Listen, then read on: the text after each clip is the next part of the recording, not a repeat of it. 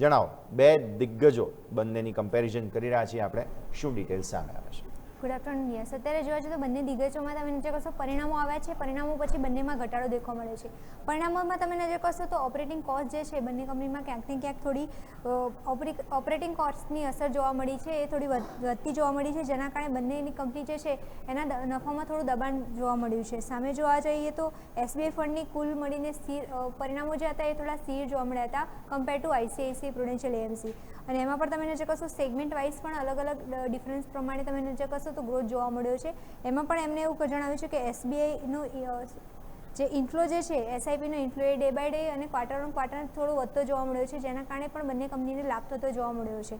તો આ એ રીઝન છે. અને Q1ના પરિણામો પણ તમે નજર કરશો તો બંને કંપનીના સ્થિર જોવા મળ્યા છે. અને એમાં પણ એસબીઆઈ ફંડ જે છે એ તો હમણાં જ લિસ્ટેડ છે અને એમને અત્યારે પહેલી વાર પરિણામો જાહેર કર્યા છે. એ પછી પણ સ્ટોકમાં જે ઘટાડો જોવા મળ્યો છે, પણ લોંગ ટર્મ સ્ટોરી અહીંયાથી સારી જોવા મળી રહી છે.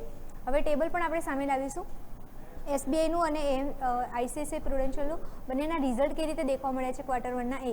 તો કંપનીનું રેવન્યુ જે છે જેમ કે એસબીઆઈનું એમાં 1.3% વધારો જોવા મળ્યો છે, સામે આઈસીઆઈસીઆઈનો પણ 1.4% વધારો જોવા મળ્યો છે. તો બંનેનો ઇક્વલ લેવલ આપણે કહી શકીએ કે વધારો જોવા મળ્યો છે. પણ સામે ટોટલ એક્સપેન્સીસ જે છે એમાં થોડો મોટો ફેરફાર જોવા મળ્યો છે. એનું રીઝન તમે નજર કરશો એસબીઆઈ ફંડ જે છે એનું ટોટલ એક્સપેન્સીસ જે છે એ 4% રહ્યો છે, સામે આઈસીઆઈસીઆઈનો 14% જોવા મળ્યો છે. ટોટલ એક્સપેન્સીસમાં અહીંયા જોવા જઈએ તો બંનેમાં વધારો થતો જોવા મળ્યો છે. પછી ઈબીટા તમે નજર કરશો તો આઈસીઆઈસીઆઈ પ્રુડેન્શિયલના ઈબીટા જે છે એ થોડા નેગેટિવમાં જોવા મળ્યા છે, સામે એસબીઆઈના જે છે એ થોડા પોઝિટિવ દેખવા મળ્યા છે. માર્જિન તમે નજર કરશો તો બંનેના માર્જિનમાં વધારો થતો જોવા મળ્યો છે.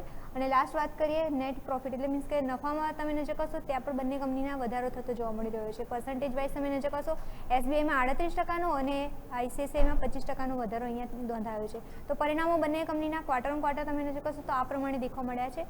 હવે વાત કરીએ કે સેગમેન્ટ વાઇઝ કઈ રીતે જોવા મળી રહ્યું છે, એએમનો જે ગ્રોથ જે છે એમાં કઈ રીતે ફેરફાર જોવા મળ્યો છે. તો ઇક્વિટી સેગમેન્ટ જે છે, ઇક્વિટી અને ડેટ જે અસેટ ક્લાસ જે છે બંનેમાં તમે નજર કરશો તો બંને કંપનીમાં એમાં પણ જે ઇક્વિટી કેટેગરી જે છે એનો અસેટ ક્લાસનો ગ્રોથ તમે નજર કરશો તો પોઝિટિવમાં દેખવા મળ્યો છે, જેમ ડેટમાં જે તમે નજર કરશો તો નેગેટિવમાં જોયો છે. તો અહીંયા પર્સન્ટેજ જે છે એ ઘટાડ્યો છે કંપનીએ, એટલે એના કારણે ઇક્વિટીમાં પર્સન્ટેજ ડાયવર્સિફાઈડ કરેલો છે, એટલે એ પોઝિટિવ એ સેન્ટિમેન્ટ દેખવા મળી રહ્યો છે.